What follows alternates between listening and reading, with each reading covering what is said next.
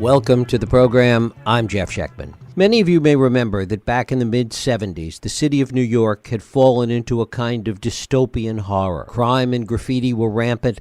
Social services and infrastructure were all decayed, more reminiscent of Batman's Gotham than the shining city it is today.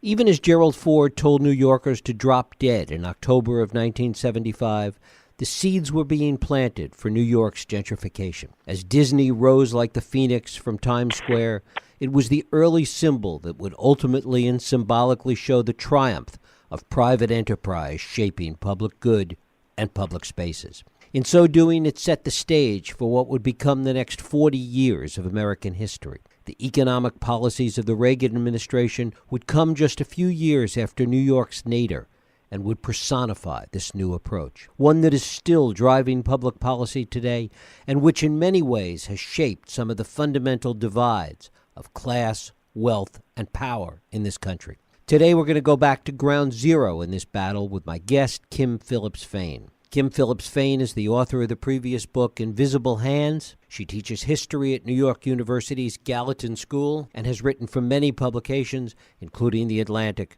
and The New York Times. It is my pleasure to welcome Kim Phillips-Fein back to this program to talk about Fear City, New York's fiscal crisis, and the rise of austerity politics. Kim, thanks so much for joining us. Thank you for having me on. It's great to have you here. Go back to that period in the mid-1970s and talk a little bit about what New York was like then, the state of the city in the mid-70s. Well, the city was in a very difficult situation in the mid-70s. It was losing population rapidly. It lost about 500,000 jobs between the late 1960s and the mid-1970s as small manufacturers that had powered the city in the post-war years closed and moved out. And the city was falling into falling into a kind of real state of disrepair. Perhaps this was the epitome of this came in some ways when the West Side Highway, which runs up the whole west side of Manhattan, an elevated highway that had been built in the 1930s, a large section of it actually collapsed in 1973 in December. So the city had run into real difficulties as of the mid-1970s. These were but however, I think part of what's important to recognize is that the city had earlier in the 20th century one of the most extensive local welfare states in the country. It had a network of more than 20 at the peak municipal hospitals, of health clinics throughout the city, an ambitious public health department that was conducting independent research into matters of public health. It had a system of higher education in the city that was offering free college tuition to New Yorkers who were able to go to the schools. The system was expanding in the 1960s. So it also, there was a kind of vast a network of daycares that the city subsidized. It was and all this is in addition to the city's libraries, its parks, its mass transit system that, outstrips that of any other American city, and which there was a very strong commitment to holding transit fares to a very low level through the post-war years. So the city actually had a much larger, much more extensive public sector than really almost any other city in the country. And this is also kind of as the 1970s begin, the question of how or whether the city can continue to afford to pay for these services and these, in a way, a kind of set of social rights that New Yorkers had become accustomed to. That is starting to seem increasingly in question. Of course, to get back to the first point that you made, as the industrial base of New York started to hollow out, as the economic conditions started to change, it really created a situation where there simply wasn't enough money coming into the city to pay for all of these things. Well, I think the other things that it's actually important to And that is part of the story, that as the city, and I think it also, the flight of industry, the departure, the kind of the phenomenon of white flight, of white middle-class New Yorkers moving out for the surrounding suburbs, taking their income and their tax dollars with them. These policies, these also create intensified social needs. So as people and jobs are leaving the city, the people who remain are actually more in need of city services than had been the case previously. So I think, yes, partly what's happening is this economic shift that is leaving the city in greater need of revenue. I think it's also important to recognize that there are changes in federal policy that affect New York as well. The expansion of the Great Society and the War on Poverty programs in the late 1960s meant an enormous increase in federal funds coming into the city. And in the early 70s, that begins, the need remains, but the money, it's not dramatically cut yet, but it stops growing as quickly. And this, too, leaves the city, there's greater need, a greater, more people who are using social services and using the city's programs, and both the fiscal base of the city and the the transfers coming from higher levels of government are not there to support it as they had been earlier. Talk a little bit about how the political leadership of New York at the time responded to this crisis. Well, the man who was the mayor of New York during the fiscal crisis was Abe Beame. Beame was the city's first Jewish mayor, actually, and he had himself grown up in poverty on the Lower East Side, and had gone to City College for free, where he studied accounting. He then made his way up through the Democratic machine. And I think Beame always believed deeply, he kind of both believed in kind of the power and the grandeur of New York City. He believed the city was, it's such a tremendous and great city. How could it possibly be in such fiscal difficulty? And he also was somebody who he wasn't really a great political thinker by any stretch of the imagination, but his assumptions were formed by his own life experiences within the city's welfare state. And within the city's kind of, not even welfare state, but its rich public sector and its public institutions.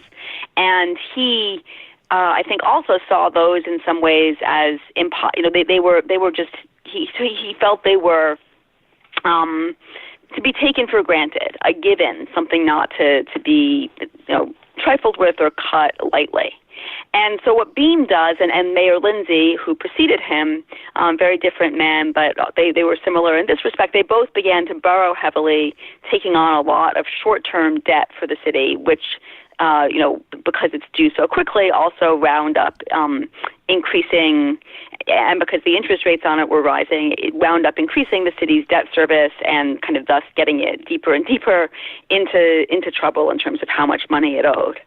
So in a way, part of what happens is Beame and Lindsay, there's a kind of political conflict over the future of the city. Is the city, can it sustain this set of social rights and this vision of citizenship that it has helped to inculcate and nurture throughout the post-war years?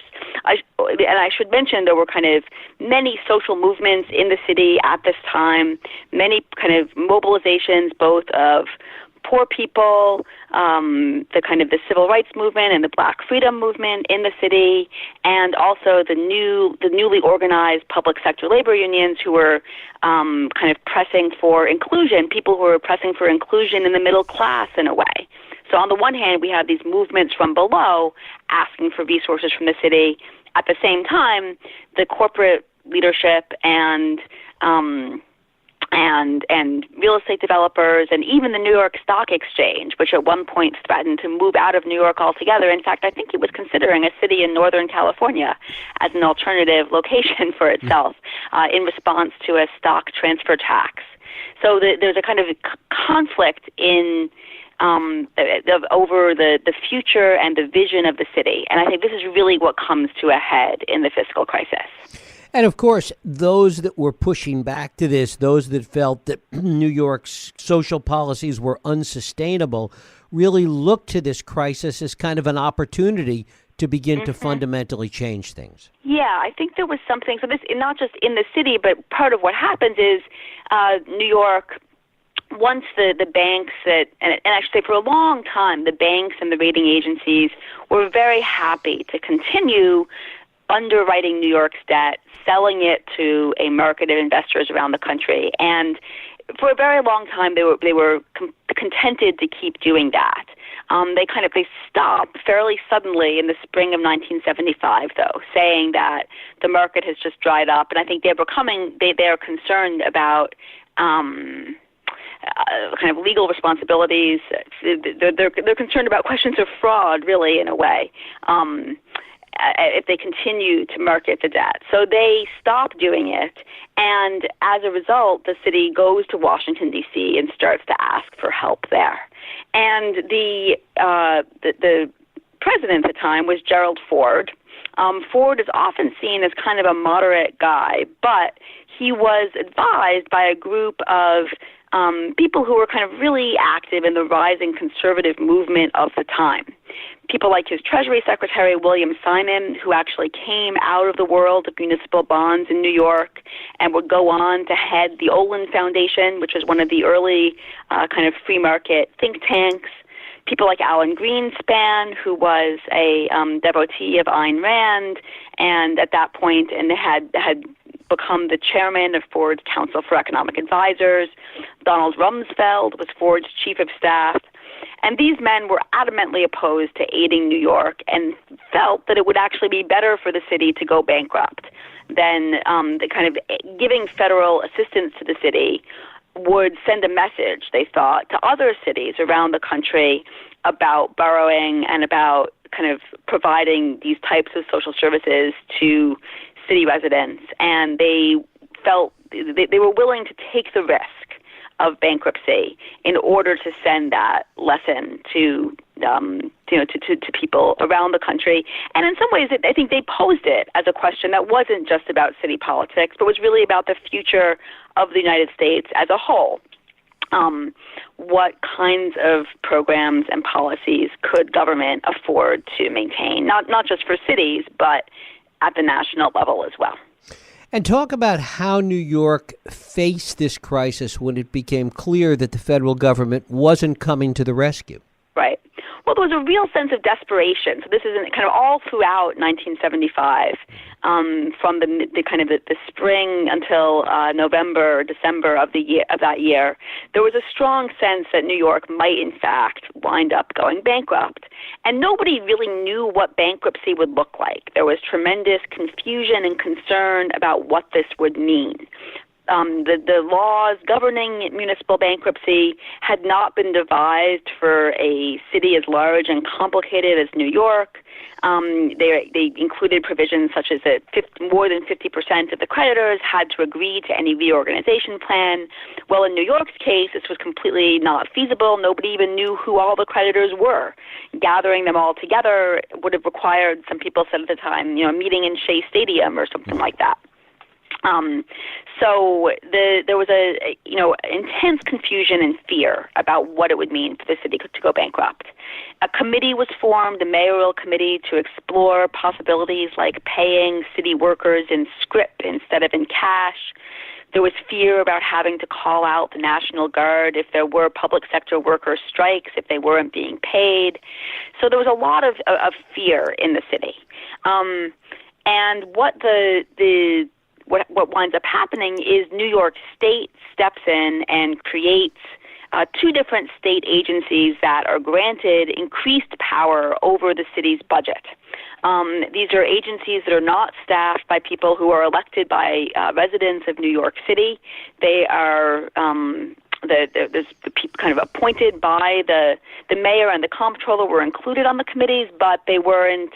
Their votes were outnumbered in a sense by people kind of from the governor's side of things, and also representatives of private industry, labor, community groups kind of agitated for a seat, and that never went anywhere.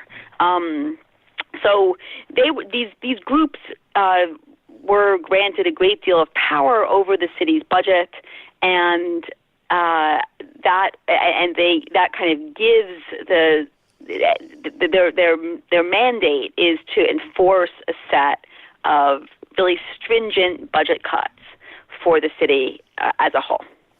And this creates this kind of austerity that really kind of sets a model for what other cities would face and what the country would really face in years to come. In some ways, yes. I think that the city has to winds up having to put into place a set of pretty dramatic budget cuts that shrink the public sector workforce by almost 70,000 people within a very short within just 3 years, and they the number of sanitation workers declines by almost 20%. The police force is cut by about that amount too. The fire about a little bit less, but more than 15%. And these cuts are being enacted. It's important to remember very quickly, very haphazardly, and at a time when the city was experiencing increased crime, was experiencing waves of fire and arson in neighborhoods such as the South Bronx or Bushwick in Brooklyn, a city that's undergoing the kind of economic transformation we had discussed earlier. Poverty rates in the city rise from a little more than 14% in the late 1960s to more than 20% in the early 1980s. And so it's an atmosphere of intense social need, and that's the scenario for enacting these cuts. And at the same time, the financial community, and as you mentioned before, private developers and businesses really see an opportunity here. Right. Well, I think there are some who do see an opportunity. I think this becomes clearer in some ways as in the late 70s, early 80s. But this is actually the moment when Donald Trump gets his start in Manhattan real estate. Trump was in his late 20s in the mid 70s, and he was the son of an outer borough landlord and developer who owned tens of thousands of apartments in the outer boroughs, but wasn't really a player in Manhattan real estate. And Trump kind of sees a way in a project to redevelop the Commodore Hotel, which is right near Grand Central Terminal, a kind of grand old hotel from the early 20th century that has itself fallen into disrepair because its owner, the Penn Central Railroad, went bankrupt in 1970. And Trump, working with the Hyatt Regency Corporation, goes to the city and proposes a plan to redevelop the hotel by basically what he wants to do is buy it and then sell it to a state agency and lease it back so he and Hyatt don't directly own it, and thus obtain a major property tax reduction, a reduction that, according to an article published by the New York Times last fall, has been worth upward of $350 million to Trump and Hyatt in the years that have passed since then. So these you might ask, how could the city, which was, going through this fiscal crisis, how and why would it decide to forego what would ultimately be hundreds of millions of dollars in revenue in property taxes? And isn't this kind of a sign of desperation? Is Trump, kind of just taking advantage of the city? And I think, there might be a certain way in which there's some truth to that, but I also think that it's important to remember that the leadership of the city really promoted the Commodore arrangement. People in the city, the Economic Development Administrator describes it as a signal to the broader business community that things have changed in New York and a sign of a new openness to business and a willingness to provide different kinds of subsidies and support for developers and for corporations more broadly in the city. Talk about the ways in which that particular deal was a kind of precursor in some respects to the gentrification that would ultimately come to New York out of this period. Well, yeah, I think that's you mentioned Disney at the outset of the half hour, and I think the attitude on the part of the city government that that for city policy, the most important thing is to attract private development, and the sense that unless you do this, you won't have the revenues to pay for any public services. There is a kind of the wave of construction of a whole range of luxury hotels and condominiums in the city in the late 70s and early 80s. Often developers are able to win property tax abatements and the like for these constructions. The conversion of single-room occupancy buildings, which had previously been, dilapidated but nonetheless extremely inexpensive housing, the conversion of those also often with the property tax reductions. This helps to shift the character of many city neighborhoods, and all in all, driving it is this sense that the most important thing for the city is to win private investment without, I think, often asking questions about, is this private investment really delivering good jobs for New Yorkers? Is it actually providing a kind of sustainable base for the city's economy? Or is part of what it's doing winding up, is it sort of shifting the city towards a kind of two separate public sectors, one for the wealthy and one for the poor? And talk about the way that really became a model of so much of gentrification and what we've seen in other cities around the country. New York was really the model. Yeah, I think it's interesting. It's funny, during the fiscal crisis, or when these things were happening in New York for the first time, I think there was a strong sense of improvisation and uncertainty. There wasn't really a program or a blueprint for what to do, and there was a great sense of suspense and doubt and uncertainty about the future. But coming out of the crisis, people start to take some of the things that happen in New York and to use it as a kind of a template for how to respond to such problems elsewhere. So that when Cleveland defaults on some of its debt later in the 1970s, Ohio creates a control board to oversee the city's finances. And this type of thing has been done in many different fiscal crises, since that time. The strategy is sort of removing control from people on the ground and placing it in the hands of a higher, and usually not democratically accountable group of people. We see that basically happening in Puerto Rico today.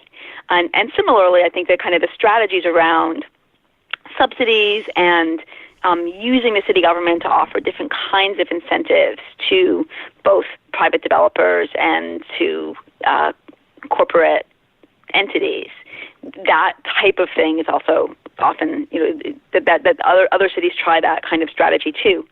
The Manhattan Institute, which is a organization, a think tank devoted to city urban policy, which is focused on, kind of criticizing government-led efforts to resolve city problems. That the Manhattan Institute gets its start in the late 1970s and plays a very important role in kind of providing a set of arguments and kind of taking what happened in New York and turning it into a program for other cities around the country. And as this happened, two parts of it, really. One, what was the tipping point when it became clear there was no turning back from this policy? And earlier on, what, if any, pushback was there from either political leadership or from citizens in the city? Right. Well, one of the things that was very interesting to me in working on this book was learning about the range and intensity of the resistance to the austerity programs that were enacted, or to the resistance to the budget cuts. I was really amazed by just how much protest there was in New York in the late 70s from people who did not want to see their police stations closed or their neighborhood schools shut down. And in the book, I talk in special depth about two cases. One was the group of people in the neighborhood of North Williamsburg in Brooklyn, which was at that point, a predominantly Polish working-class neighborhood, and a group of people occupied a firehouse there for more than 16 months when the fire station was threatened with closure to try to, in a sense, to kind of try to keep the fire engine from being driven away, and also kind of laying claim to it, saying it was part of the neighborhood and something they were not willing to let go easily or let be shut down. And they actually were successful. The fire station service at that fire station was restored, although at a lower level. And then I also talk about a protest movement that developed at a community college in the South Bronx, Hostos Community College, which was a pretty new school in the 1970s. It was a 2-year school. It was actually a bilingual school, which set it apart from any other school in the city university system. It had a high proportion of women among the students. It served a diverse and mostly low-income population. And the school was there were many plans for how to reorganize the city's university system, one of which centered on folding schools into each other, consolidating them, and shutting down certain campuses.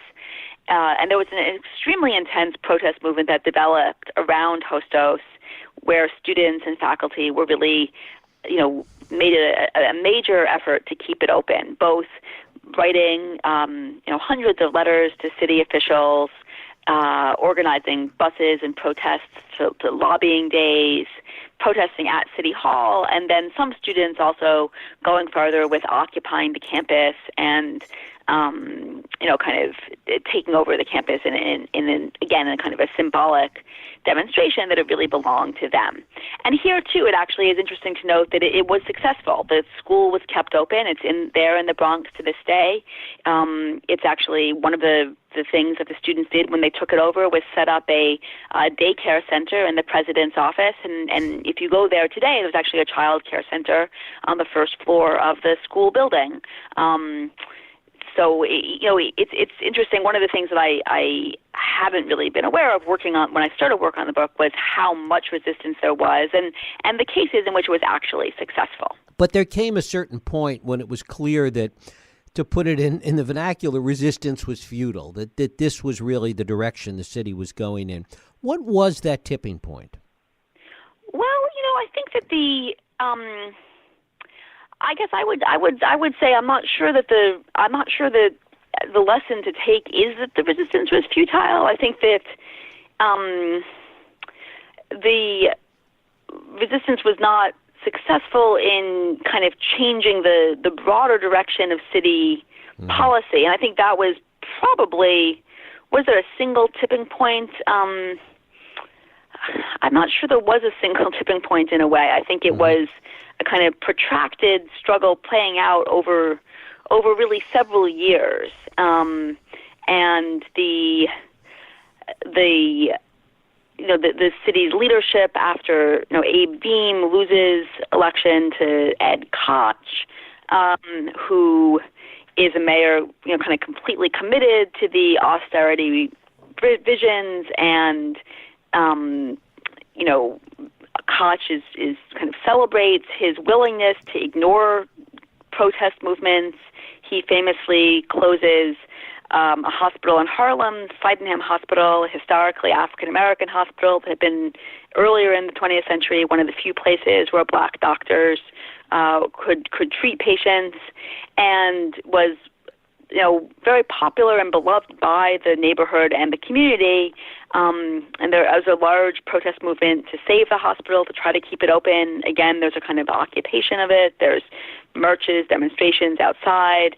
Koch kind of almost seems to relish shutting it down despite this, although later in his life and career he looked back at it as one of the moments that really was kind of point of rupture between him and the African-American community in New York, and he said he regretted it or thought maybe he should have acted differently. But at the time, he seemed to kind of relish demonstrating that he was immune to such protests, and he closes it down. So, and at almost the same time, New York kind of regains a balanced budget and becomes able to borrow money on the credit markets again. So you might say that's kind of a that's when the fiscal crisis really ends, and it also, a new way of organizing life in the city seems to have been enshrined from above. In a larger framework, I mean, Koch becomes mayor in 78, and then the Reagan administration begins in 1980, 1981, and that changes the landscape as well. I mean, further reinforces some of the things that we're talking about. Right, it definitely, and I think during the Reagan years, there's, obviously a increased, Reagan looks at the fiscal crisis as an example of the failures of liberalism, and he comes to New York in 1982 and speaks about how the city's experiences help to demonstrate that the era of big government is over. And he kind of views the city's fiscal crisis as proof for his own ideas and agenda. He also, kind of oversees an increasing hostility and defunding of programs for, the kind of Great Society programs for poor people. So, Kim Phillips-Fein, the book is Fear City, New York's Fiscal Crisis and the Rise of Austerity Politics. Kim, I thank you so much for spending time with us. Thank you so much for having me on. I really appreciate it. Thank you.